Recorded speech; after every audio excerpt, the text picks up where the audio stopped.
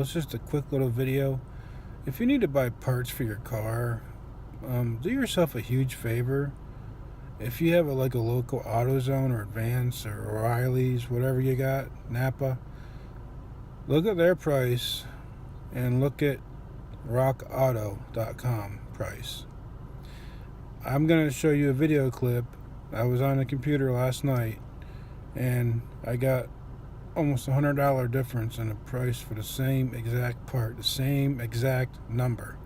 You'll see in the video. I just want to pass that on to you. See, I might do a video on the problem with my car. I got a check engine light.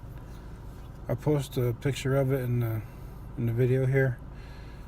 And it's for a rocker arm stuck open or something.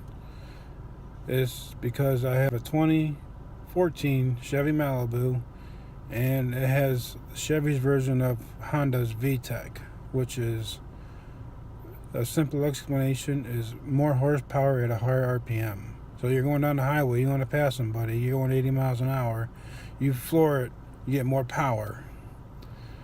So, if I'm wrong, please let me know. I'm pretty sure that's how, in a nutshell, how it is. So, that's all.